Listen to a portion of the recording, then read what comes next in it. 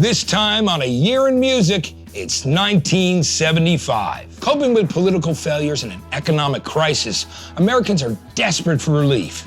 In pop music, upbeat feel-good songs are in high demand, and artists who can help lighten the mood are cashing in.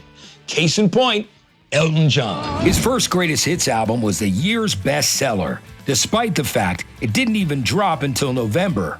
10 different hits from the first half of the decade made up the playlist, and the album spent 10 weeks at the top of the chart. No one seemed to care they'd heard it all before. They just knew his songs hit the spot.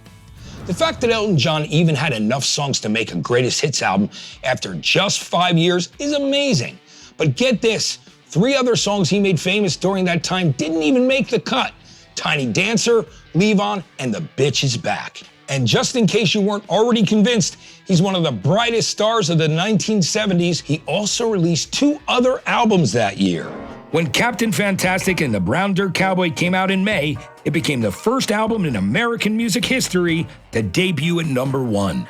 And just 5 months later, in October, Rock of the Westies debuted, also at #1. Between 1972 and 1975, Elton John had 7 #1 albums, an astounding accomplishment no one but the Beatles can beat. With a career spanning more than 50 years, Elton John has established himself as one of the world's greatest recording artists. He sold over 350 million records, and guess what? This greatest hits album from 1975 is still the best-selling one of all.